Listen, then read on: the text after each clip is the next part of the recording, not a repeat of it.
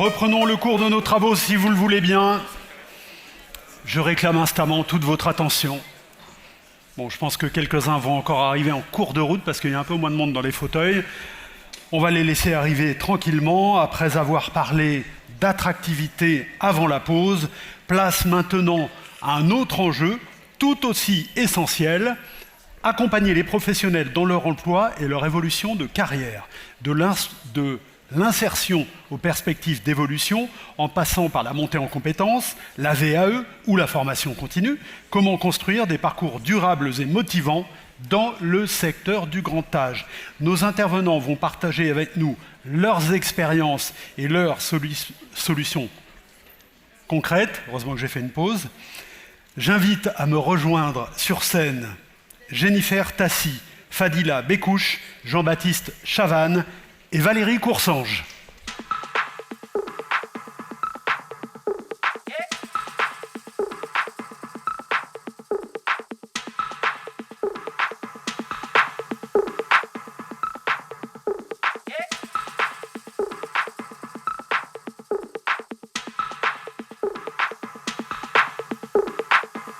Bienvenue à tous les quatre. Valérie Coursange, ici, la plus proche de moi, vous êtes responsable des relations fédérations et organisations syndicales à l'OPCO Santé. À côté de vous, Fadila Bekouche, directrice de l'EHPAD et résidence autonomie, le Verger Univie à Sanary-sur-Mer, groupe qui compte 89 établissements. Ensuite, nous avons Jennifer Tassi, infirmière coordinatrice du centre gérontologique du Val de Rhény, dans le 9e arrondissement de Marseille. C'est le groupe Domus Vie qui a tout de même 20 établissements sur Marseille. Et puis enfin, Jean-Baptiste Chavannes, directeur général de Compagnie, qui accompagne et forme les salariés des structures d'aide à domicile et établissements médico-sociaux avec une approche pédagogique centrée sur l'humain. L'ai-je bien dit, Jean-Baptiste? Ça va? C'est bon. Jennifer, prenez le micro, s'il vous plaît, parce qu'on va parler avec vous pour commencer de ce métier d'IDEC, infirmière coordinatrice au sein d'un EHPAD. On peut dire que c'est un rôle clé. Oui, alors mon rôle d'IDEC, donc sur un centre gérontologique, donc on associe EHPAD et USLD, donc unité de soins de longue durée. Mon rôle va axer sur l'encadrement des équipes, l'accompagnement des familles et le suivi des résidents au quotidien.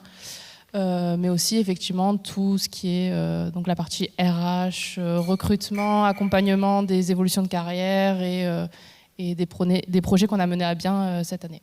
Donc c'est un rôle central. Oui, on a tous un rôle central dans les établissements de santé, je pense, mais oui, en tout cas, pivot entre les familles, les résidents, les équipes, la direction, donc oui, central. Il y a un gros turnover au niveau des IDEC. Oui. Oui. Oui, après, effectivement, ces dernières années, il y a eu un turnover, mais si je peux dire un peu comme dans plusieurs établissements et dans tous les métiers, que ce soit infirmier, aide-soignant, IDEC, direction. Après, ce qui compte, c'est qu'on arrive à axer la dynamique d'équipe au quotidien dans la même direction pour le résident. On vous dit sous-valorisé. Vous sentez-vous, Jennifer, sous-valorisée en tant qu'IDEC? Sous-valorisé, je n'utiliserai pas ce terme. Je dirais qu'une profession en développement, parce que pas encore reconnue en tant que telle au niveau juridique, si je peux dire. Mais on estime toujours être sous-valorisé. Mais après, il y a quand même des belles choses qui se font. On a des équipes qui sont là aussi pour nous porter. J'ai la chance de travailler dans un établissement qui a cette reconnaissance sur le poste que j'ai. Donc, effectivement, je pense que toutes les situations peuvent être différentes en fonction des endroits. Parlons un instant du Passafest. Vous connaissez le Passafest? Eh bien, c'est un projet de VAE inversé avec France Travail qui a débuté en septembre 2024. Vous êtes vous-même la tutrice de l'un des apprenants dans votre établissement pour un diplôme d'aide-soignant. Alors, dites-nous-en un peu plus. Alors, le Passafest, c'est un appel à projet pour lequel Domus Vie a répondu qui a débuté en août 2024, plus exactement, parce qu'il se déroule en deux parties.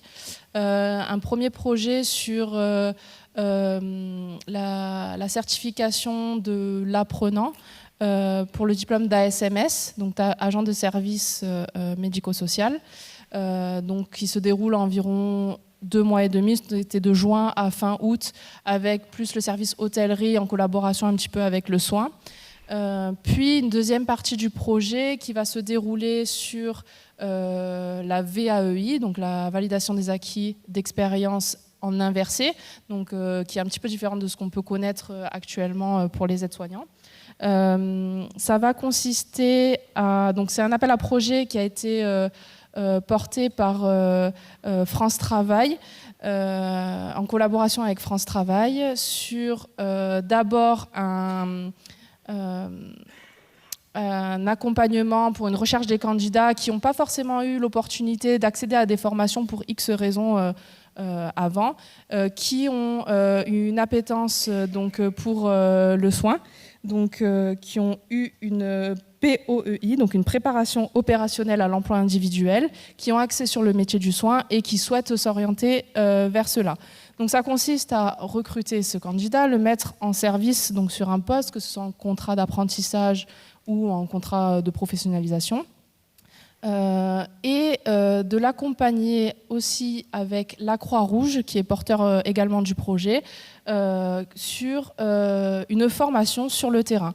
Donc moi, mon rôle en tant qu'accompagnatrice sur le terrain, ça va être d'assurer la formation terrain, un peu comme on a pu connaître des MSP à l'époque pour les anciennes formations. Donc évaluation à la toilette, évaluation sur le terrain, la prise des repas, la gestion des risques, et d'amener l'apprenant à une situation de réflexion sur sa situation de travail et voilà, et au fur et à mesure. Donc c'est un projet sur 1 an et demi. Donc on a commencé en septembre l'année dernière pour la deuxième partie du projet. Il devrait être diplômé en fin d'année si tout va bien. Quel est le profil de votre apprenant? Alors le profil de l'apprenant, il n'y a pas de profil particulier de mon apprenant. Le vôtre. Alors c'est une personne qui a passé d'autres diplômes, qui a fait, qui a commencé sur un diplôme de philosophie, qui n'a pas abouti, qui a ensuite essayé de se réorienter, qui n'a pas réussi parce qu'il n'a pas trouvé de contrat d'alternance dans un autre domaine. Il a quel âge? Il a 32 ans, de mémoire, 31, 32 ans. Voilà. Et c'est vrai que ça va être un recrutement qui est différent parce que ça va s'axer, grâce à cette POEI justement, sur l'appétence qu'il a, l'humain. C'est une personne qui est très humaine, qui n'a pas forcément les connaissances théoriques pour l'instant, et quoique maintenant commence à être plutôt pas mal. mais c'est quelque chose qu'on cherche, je pense, aujourd'hui, au vu des difficultés de recrutement que tout le monde peut avoir, surtout dans le milieu du grand âge. On cherche des personnes qui retournent vers l'humain et qui n'oublient pas cet aspect-là. Voilà. On dit un mot des groupes de team building que vous avez mis en place entre soignants. Oui, alors pour mieux communiquer, pour améliorer la dynamique d'équipe. Tout à fait. Donc récemment, c'est tout nouveau, on est en train de le mettre en place et de le débuter, mais on s'est aperçu en équipe d'encadrement que effectivement la communication n'était pas encore optimale dans les équipes, et on essaie de mettre en place des petites séances de team building, alors des séances d'1 heure, pour leur apprendre à mieux communiquer, à analyser leur communication envers les autres et à avoir cette réflexion ensemble, toujours dans le but du résident, et de favoriser aussi la communication en équipe, mais aussi envers les familles, envers les résidents. Bien, merci. Fadila Bekouche, je l'ai dit, vous êtes directrice d'EHPAD et résidence autonomie. Alors, parmi vos premières préoccupations, il y a la qualité de vie au travail. Alors oui, je suis directrice, donc, comme vous l'avez dit tout à l'heure, de l'EHPAD et de la résidence Le Verger au sein du groupe Univie. On a, nous, dans notre groupe, en fait, une politique RH qui est fondée sur l'humain. C'est une stratégie humaine au service du développement du groupe qui s'articule autour de la qualité de vie au travail. Bien évidemment, avec le développement de la cohésion, l'esprit d'équipe, un environnement stable et sécurisant au sein de nos établissements. On essaie aussi de développer un socle social solide à travers des dispositifs comme par exemple des dispositifs concrets comme par exemple une aide. Un management aussi qui repose sur la responsabilité et qui est porteur de sens. C'est aussi grâce à la politique RH qui est développée au sein de notre groupe, l'adoption d'une charte managériale qui tourne autour de 3 mots-clés, la bienveillance, l'esprit d'équipe et l'engagement. C'est la mise en place aussi de formations adaptées d'une communauté de managers, favorisant le partage des pratiques, l'entraide et la coopération. Ce sont les axes de cette formation. Ce sont les axes pour les de managers. cette formation, complètement. Vous avez parlé rapidement du dispositif UNED, il y a aussi le label Lobelia. Pouvez-vous nous en dire quelques mots ? Oui, en fait, c'est un des mécanismes, à mon sens, de progression et de reconnaissance, d'avoir aussi une culture partagée au sein du groupe et du coup des projets communs. Et notre groupe associatif Univie a créé le label nommé Lobelia.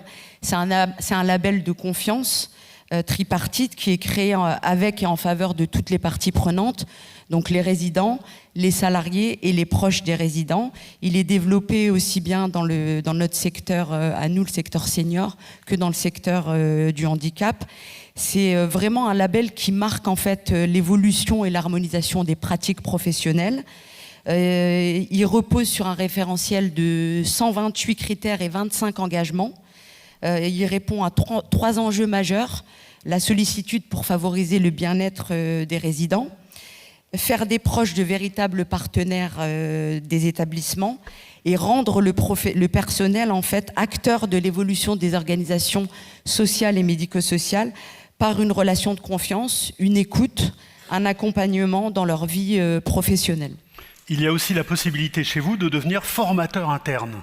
Oui, on a aussi, toujours dans le cadre de la formation, une des stratégies en fait qui est développée par le service RH du groupe. La formation est considérée aussi comme un des piliers en fait de fidélisation. Et moi, j'ai eu l'occasion de faire cette formation pour devenir formateur interne. Ça permet aussi de développer et de prendre en compte en fait les talents qu'on a en interne au sein de nos établissements et au sein du groupe. C'est aussi transmettre des savoirs et stimuler en fait l'engagement de tous. Bien. Jean-Baptiste Chavannes, chez Compagnie, vous êtes une vingtaine de salariés, 150 formateurs et coachs, 400 structures accompagnées depuis les débuts, EHPAD et domicile, 5500 professionnels formés par vos soins, car vous accompagnez des collectifs et des individus. On va parler avec vous de cette expérimentation VAE inversée, lancée il y a 1 an et demi, financée par la Délégation générale à l'emploi et à la formation professionnelle et pilotée par le ministère du Travail. Quel est le principe par rapport à la VAE classique ? Bonjour à tous. Le principe de la VAE inversée, c'est de former et de diplômer, en l'occurrence pour nous des aides-soignants en EHPAD, en associant à la fois des actions de formation en situation de travail et l'accompagnement vers la VAE.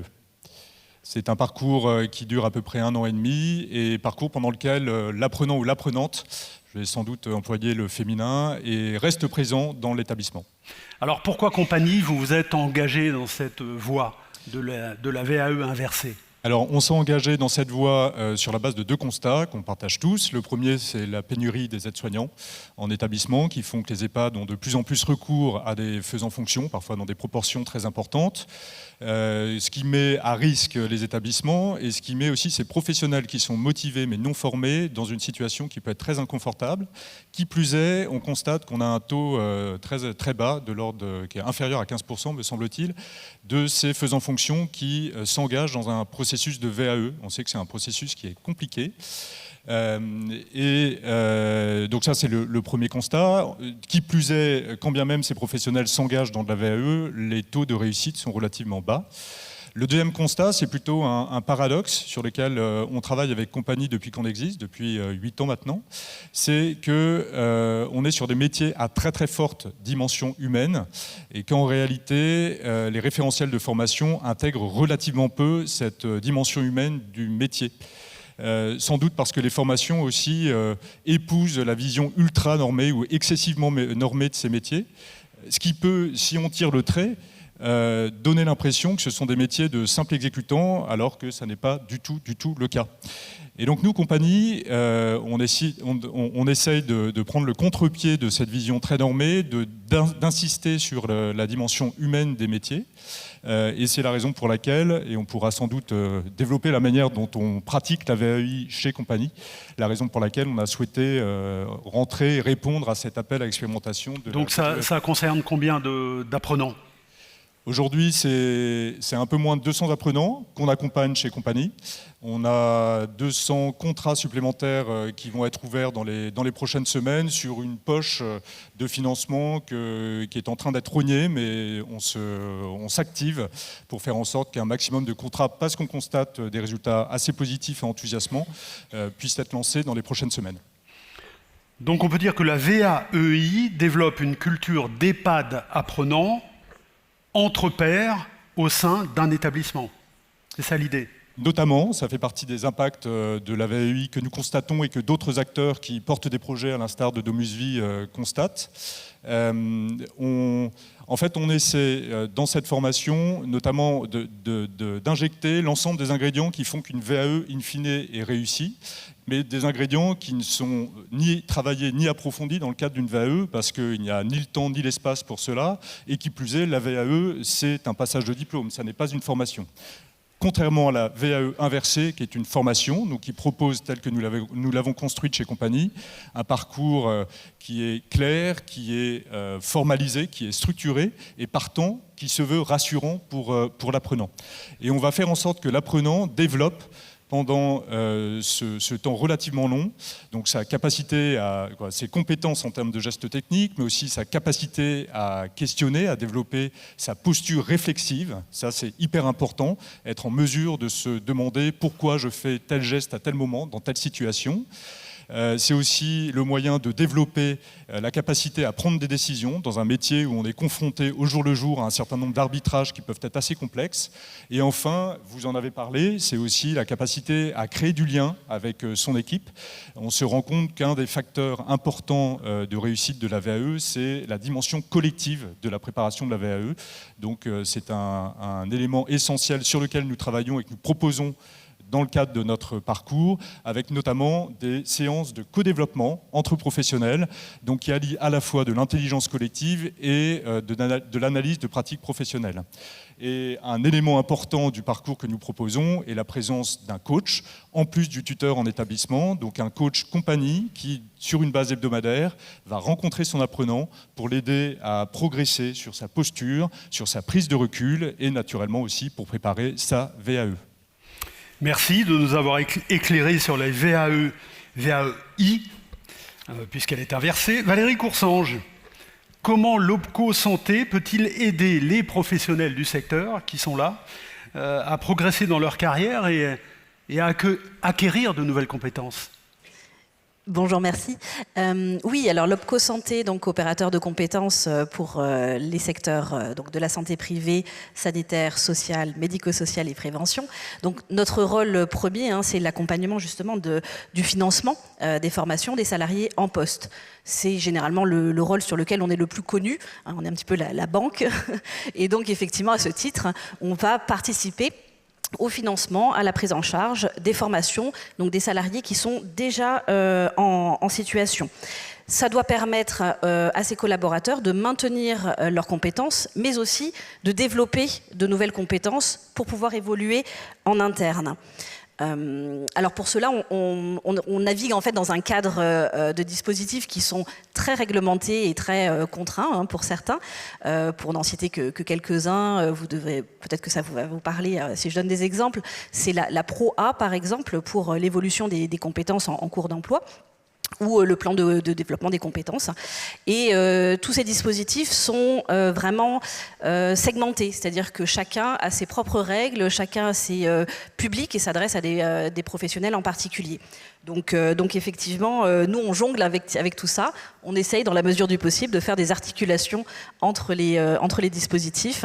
Les budgets souvent ne sont pas fongibles, donc c'est un petit peu un Oui, exercice. vous avez raison de dire que vous jonglez, parce qu'effectivement, on est dans un système contraint où les budgets sont et resteront insuffisants par rapport aux besoins. Tout à fait. Alors là, effectivement, sur les budgets, alors pour préparer cette conférence, sur les budgets 2025, sur le champ du CINERPA, vous avez encore des budgets, m'ont dit mes collègues gestionnaires. Donc voilà, on est sur cette année, pour l'instant, au jour d'aujourd'hui, sur une année qui n'est pas encore à fond trop tendue, mais on sait, et chaque année, effectivement, les besoins dépassent largement les budgets que la branche professionnelle, que France Compétences nous met à disposition. Et également sur les budgets de l'alternance, donc autre volet où l'OPCO Santé accompagne les professionnels plutôt là dans un rôle d'insertion et d'accompagnement de nouveaux collaborateurs. Donc le contrat de professionnalisation, contrat d'apprentissage. On l'a évoqué, ça a été évoqué tout à l'heure dans la première table ronde. Les budgets sont en diminution et effectivement, l'État va effectivement contraindre les conditions pour accéder à ces contrats. Donc voilà, on navigue avec ces contraintes-là, on fait au mieux. Bien. On rappelle que François Bayrou cherche 40 milliards d'économies. Hein. Presque rien. Vous nous dites combien de professionnels parmi les adhérents du CINERPA ont été accompagnés par l'OPCO Santé en 2024 ? Alors j'ai préparé mes anti-sèches, effectivement. Donc sur 2024, il y a eu 18 000 bénéficiaires, donc salariés du CINERPA, qui ont pu être accompagnés par l'OPCO Santé. Ça représentait à peu près 7 500 actions de formation ou des actions d'accompagnement conseil, parce que l'OPCO Santé également, au-delà de l'aspect uniquement financement des formations, peut également accompagner les employeurs et les salariés dans toute une série d'accompagnements conseils, ce qu'on appelle la prestation RH, solution RH. On a toute une offre de services qui permet également de vous accompagner, de vous faire progresser, réfléchir sur les parcours professionnels possibles pour vos collaborateurs. Vous accompagnez la VAE ? Et alors, bien évidemment, effectivement, la VAE inversée, j'avais prévu d'en parler aussi, mais mes collègues l'ont fait. Donc voilà, des dispositifs un peu innovants comme celui-ci, on a été présents dès l'année dernière, effectivement. Restez avec nous tous les quatre, restez là où vous êtes. Nous allons à présent accueillir deux grands témoins qui vont pouvoir réagir sur ce qu'ils ont entendu. Et j'ai beaucoup de questions à leur poser. Je vais les inviter à me rejoindre, le professeur Bertrand Fougère et Daphna Mouchnik.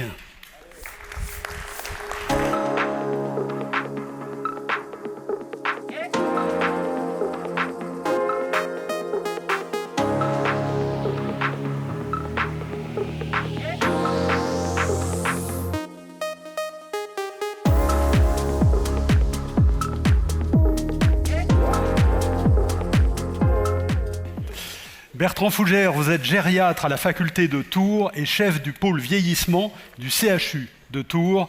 Daphna Mouchnik, pour les adhérents qui ne vous connaîtraient pas encore, je me demande comment c'est possible. Vous êtes la directrice fondatrice de Logivitae, entreprise de services à domicile. Alors, professeur Fougère, 10 000 agents au CHU de Tours, vous êtes le plus gros employeur de la région Centre-Val de Loire, et le pôle vieillissement, ce sont 400 lits d'hospitalisation et 350 collaborateurs. Alors, vous consacrez beaucoup de votre temps, je crois, au management. Merci beaucoup aux équipes du CINERPA de m'avoir convié à pouvoir participer en tant que grand témoin, et puis en plus bien accompagné avec Daphna, donc je suis très content. Oui, les CHU d'une façon générale dans les régions, c'est les plus gros employeurs des régions. Et nous, le pôle vieillissement justement du CHU, comme vous avez dit, c'est 400 lits, 350 collaborateurs. Et en effet, le management des équipes, plus vous êtes, plus il y a de soucis et plus il faut passer du temps à manager ces équipes pour faire en sorte que justement tout roule. Et le management à l'hôpital, il est un peu particulier puisque c'est un management sans bâton et sans carotte.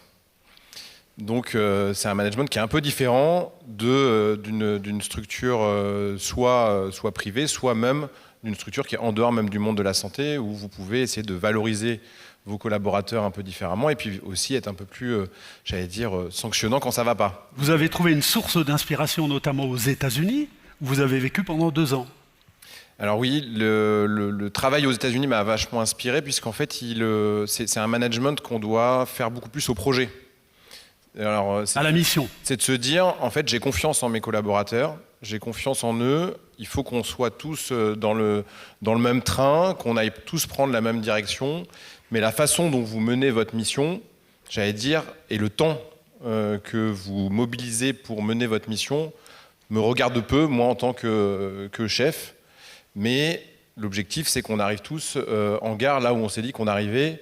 Mais par contre, si vous voulez, et j'ai des collaborateurs, et je pense plutôt à mes collaborateurs médicaux là, à ce moment-là, qui ont besoin d'aller chercher des fois leurs enfants à l'école à 16h30, donc ils partent à 16h, mais ils reprennent le travail après, une fois que tout le monde est couché, etc. Et moi, j'ai peu de vision sur ce genre de temps de travail et leur organisation de vie, mais en revanche, j'ai une vision sur où est-ce qu'on va et comment on va mener la mission. Donc c'est un management très libre. Ben, je crois que, en fait, ça, on n'a peut-être pas encore parlé ce matin, mais le changement des générations. C'est-à-dire que, clairement, on a un souhait aussi de nos collaborateurs, et nos collaborateurs probablement un peu plus jeunes, de cette liberté et de ce temps. Le temps est important. Et donc, plus on va essayer de leur laisser de liberté, les valoriser aussi, c'est important de dire que c'est bien, leur donner du sens, ça a été déjà dit, mais justement leur laisser cette liberté d'action dans la façon dont ils vont mener leur mission, plutôt que de se dire il faut absolument arriver à 8h30 le matin, faire sa pause à 12h30, reprendre à 13h30 et essayer et terminer, j'allais dire, à 18h30, ou c'est sur des horaires, pour le coup, plus postés, quand c'est des horaires sur des soins. Pardon, oui. Non, ce que je veux dire, c'est que ça, c'est valable aussi, et ça, on essaie de le mettre en place, parce que ça peut être vite dit, même pour les paramédicaux. C'est-à-dire qu'on va se dire qu'il y a quand même besoin d'une présence en permanence, mais les organisations doivent être beaucoup plus fluides et laisser place aussi à la liberté d'organisation de nos soignants et pas être que dans le cadre en permanence. Ce qui n'est pas très simple dans le carcan administratif. C'est pas le schéma français, et encore moins, je dirais, à l'hôpital. Alors moi, j'avoue que ce que je suis en train de vous dire, je pense que ma directrice d'hôpital se leverait de son siège un peu en serrant les dents, parce que en fait, c'est notre organisation qu'on a mis en place au sein du pôle pour permettre cette attractivité des métiers, pour fidéliser mes collaborateurs, etc. Parce que il y a aussi des enjeux financiers et des enjeux salariaux. On en parlait tout à l'heure avec Daphna. Il y a en effet, si on parle des paramédicaux, j'allais dire une différence entre le public et le privé qui existe, mais elle est encore plus vraie quand on parle par exemple des médecins. Moi, conserver mes médecins, c'est dans l'hôpital public, c'est du simple au triple entre le salaire qu'ils pourraient avoir dans le privé. Et donc, il faut aussi que j'arrive à les manager justement sur des projets, manager sur la liberté, manager sur le fait qu'ils soient investis et qu'on valorise leur travail, etc. Pour pouvoir aussi... Il y en a une qui part à Belle-Île. J'ai une collègue qui... Et c'est aussi les manager sur leur projet de vie. Et là, par exemple, oui, c'est vous donner un bon exemple, j'ai une collègue qui a un projet d'aller bosser dans un EHPAD à Belle-Île, parce que ça fait 4 ans qu'elle va en vacances à Belle-Île, elle a adoré, et elle m'a dit, en fait, j'ai envie d'aller passer 1 an à Belle-Île. Et je lui ai dit, super idée. Alors, je dis pas qu'au fond de moi, je me dis, il faut que je m'organise, la remplacer, mais en fait, c'est un projet de vie. En fait, elle me prévient 1 an à l'avance, on va organiser les choses, et elle m'a dit, je vais passer 1 an, et de toute façon, après, j'ai envie de revenir. Donc il faut aussi se dire comment en fait on va travailler leur projet de vie. Et ça, c'est vrai que quand on interroge nos collègues, des fois, c'est un peu dur quand on leur dit mais comment vous vous voyez dans 5 ans ? Eh bien, c'est pas si simple de répondre à cette question, de se dire c'est quoi votre perspective de carrière professionnelle, votre perspective de vie à 5 ans. Et ça, c'est un peu différent de ce qu'on peut imaginer dans d'autres secteurs. Je veux dire, vous bossez, moi j'ai un frère polytechnicien qui bosse chez Cartier, il veut avoir le poste de son N+1, puis de son N+2, puis de son N+3, etc. Enfin, ils ont un espèce de schéma de carrière qui est vachement construit, ce qui est bien moins le cas de nous dans nos secteurs, en fait, où en fait, nos collaborateurs, ils ont du mal des fois à avoir cette perspective de carrière professionnelle. Donc, pour résumer, pour fidéliser, il faut valoriser les collaborateurs dans leurs actions, ils doivent trouver du sens dans leur travail et le management doit s'adapter à l'évolution des attentes et des aspirations des collaborateurs. Un management beaucoup plus participatif que pyramidal. Bien. Alors, qu'est-ce que vous en pensez, Daphna? On est là sur une table ronde, accompagner les professionnels dans leur emploi et leur évolution de carrière. Comment vous y arrivez chez Logivitae? Alors moi, je ne peux que souscrire à tout ce qui a été dit. Ce que je voudrais souligner, c'est que finalement, cette difficulté autour de comment garder, valoriser les personnes, les professionnels qui prennent soin des autres, finalement, moi, je ne l'avais pas vu arriver, mais je trouve que c'est une chance incroyable pour nous. Fadila et puis Christelle, vous l'avez très bien dit, c'est une façon de repenser un peu de justice et d'équité sociale. Vous avez utilisé le mot entraide, vous avez utilisé le mot coopération. Et en fait, en réalité, c'est ce qu'on voudrait pour la société tout entière. Alors, on ne peut pas le faire pour la société tout entière, mais en tout cas, d'où on est, on a cette possibilité-là d'utiliser ces petits leviers pour permettre, en fait, à des gens extraordinaires de se sentir reconnus, d'avoir une marge de manœuvre, de pouvoir utiliser et mettre au service leur intelligence au service d'un projet collectif. Enfin, voilà. Et finalement, c'est ça qui fait que on va. Alors évidemment, il faut penser conditions de travail, lier le personnel et le professionnel, évidemment, mais je trouve que finalement, de réfléchir à comment on garde et comment on fait en sorte que individuellement les personnes peuvent s'épanouir, trouver leur place, c'est aussi une mission finalement aussi importante que la première, qui est de soutenir et d'accompagner les gens. Alors vous êtes un bon exemple parce que vous avez réussi à créer un vrai esprit d'équipe. Je crois, en tout cas, l'ancienneté des personnes qui travaillent avec moi le dit, le peu de turnover ou l'absence de turnover dans mon équipe le dit, mais et y compris en fait, vous voyez, la formation, moi j'ai énormément d'auxiliaires de vie qui rêvaient de devenir aides-soignantes, qui sont devenues aides-soignantes et qui sont pour autant restées auxiliaire de vie dans mon équipe parce que j'ai pas de poste d'aide-soignante. Ça, moi, je trouve ça hyper intéressant en fait de se dire, en fait, on participe à un projet plus grand que nous. Il y en a qui veulent devenir aides-soignantes, elles vont partir et il en manque tellement des aides-soignantes que tant mieux, elles vont venir aussi alimenter, nourrir tous les manques qu'il y a dans le médico-social. Et puis certaines vont rester et elles vont apporter toute la richesse qu'elles auront développée en formation. Vous voyez, c'est cette idée de pas se dire on garde les gens pour soi, on manque de monde, mais de penser secteur et collectif. Et puis en fait, moi, j'aime beaucoup la notion de permaculteur de l'humain. C'est vraiment mon truc. C'est-à-dire que c'est vrai que au début, quand j'ai créé ce service, je me concentrais sur les personnes que nous devions accompagner, mais en réalité, il faut prendre soin de tout l'écosystème. Et on l'a dit, il y a un vrai sujet autour de la sinistralité dans notre secteur. Comment c'est possible que les gens qui prennent soin se blessent autant, s'arrêtent, sont licenciés pour inaptitude?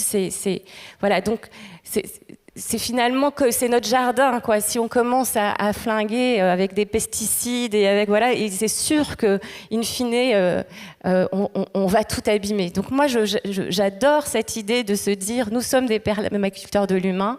Notre métier, enfin en tout cas quand on est dans des positions d'accompagnement, j'aime pas le mot manager, d'encadrement, je ne sais pas comment faut nous appeler, mais en tout cas nous on doit être complètement au service et à réfléchir à comment permettre à celles et ceux, et surtout celles, parce que c'est beaucoup de femmes, qui sont au contact direct de la population qu'on veut soutenir et accompagner, comment faire en sorte que de faciliter, valoriser... Vous avez une gouvernance participative chez Logivitae. Oui.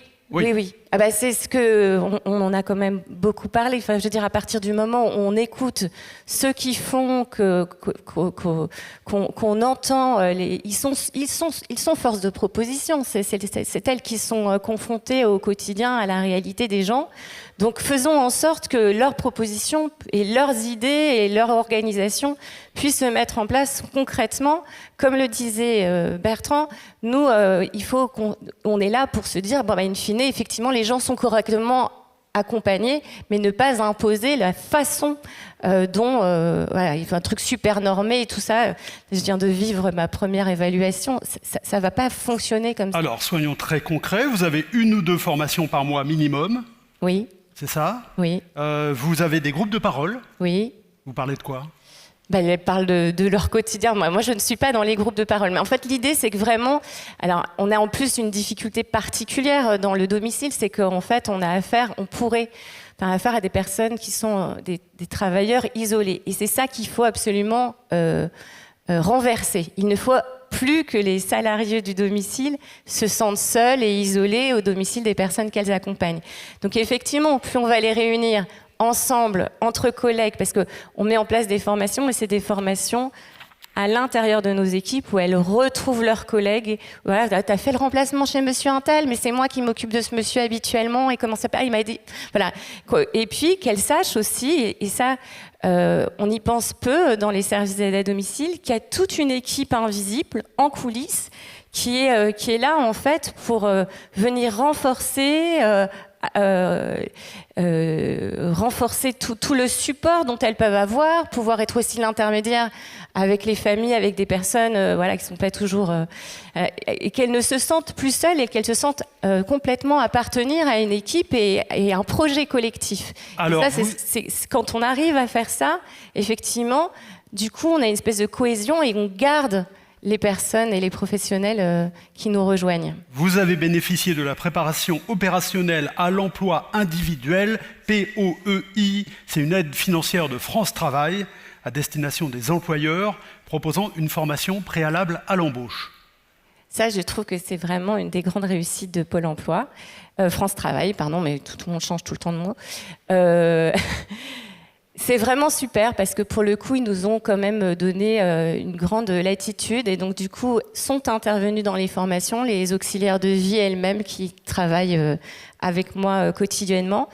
Et donc là, du coup, ça a donné une coloration. C'est-à-dire, en plus, j'ai pris l'engagement d'embaucher toute la promo. Donc, du coup, là, normalement, c'est des promos et puis il y a plusieurs employeurs qui s'engagent ensuite à embaucher 2-3 personnes dans chaque équipe. Donc là, j'ai embauché toute la promo et donc toute la promo a été formée et accompagnée par une grande partie de mon équipe et les auxiliaires de vie elles-mêmes. Ensuite, elles ont eu une semaine où elles ont été marrainées. J'aime bien le mot marrainer plutôt que de parler de tutorat. En fait, elles ont passé une semaine à suivre une collègue au domicile des personnes qu'elle accompagne. Et donc, du coup, elle arrivait dans une nouvelle équipe avec déjà un lien fort avec l'une d'entre elles pour savoir voilà, si à un moment donné, elle n'ose pas s'adresser directement à nous, quelle est une personne ressource. Enfin, en fait, tout est une question de lien. Tout est une question d'attachement à tous les niveaux. Enfin, moi, je pense que dans le petit film, ils disaient, oui, ils nous disent qu'il ne faut pas nous attacher, mais forcément s'attacher. Je ne sais pas qui dit aux professionnels qu'il ne faut pas s'attacher. Bien sûr qu'on n'est pas la famille et qu'il faut une juste distanciation. Non, ça ne sera pas ça, c'est pas grave.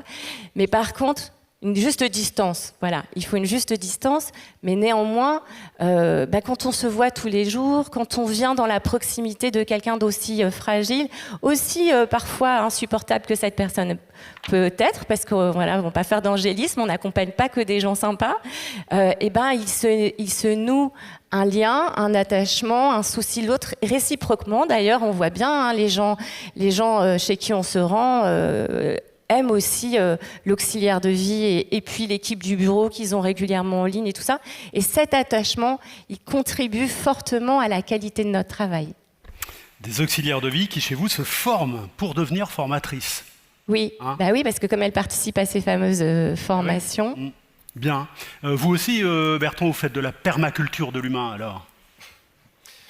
En fait, tu cherchais le nom, tu es pépiniériste en fait. Tu es pépiniériste, si tu veux. Tu fais pousser tes petites auxiliaires pour les former. Oui, non, mais de toute façon, ça fait partie de ce que j'ai exposé tout à l'heure, c'est réfléchir à leur projet de vie dans lequel s'intègre leur projet professionnel. Et tu l'as dit aussi, c'est aussi très féminin, donc il faut aussi s'adapter, justement intégrer ce projet professionnel dans leur projet de vie personnel et faire en sorte que les formations, derrière aussi, elles soient valorisées quand elles le font. Parce qu'il n'y a rien de pire que de faire une formation et de revenir et ne pas pouvoir en fait mettre en place tout ce qui a été appris durant la formation X ou Y, parce que là pour le coup on perd justement l'attrait de cette formation et toute j'allais dire même la pub qu'on pourrait faire de cette formation auprès de ses autres collègues, parce que l'idée c'est d'engager de la même manière, tu l'as très bien exprimé en termes d'équipe. En fait, plus on a une équipe forte, plus on a ce lien de confiance au sein d'une équipe, plus on arrive à fidéliser, à être attractif, parce qu'en fait, quand l'équipe est très soudée, c'est aussi une équipe qui est attractive auprès des autres. Et en fait, on a besoin aussi, quoi qu'il arrive, même si on essaye de fidéliser, on a quand même aussi un turnover. Quand on a 350 collaborateurs, en fait, quoi qu'il arrive, j'ai quand même des départs et des arrivées. Et donc, il faut aussi travailler dans ce sens-là. Et par exemple, on fait toujours nos entretiens avec potentiellement de nouveaux collaborateurs au sein du service, pour qu'en fait ils voient en fait justement l'ensemble de l'ambiance du service, et pas dans un bureau qui pourrait être dans une partie très administrative. On essaie de faire les entretiens dans le service pour voir justement quelle ambiance et quelle atmosphère se dégage de l'ensemble de nos unités. Donc ça c'est important. Eh bien, nous en resterons là pour cette table ronde. Merci à tous les 6. On vous applaudit et je vous laisse regagner la salle. Merci infiniment.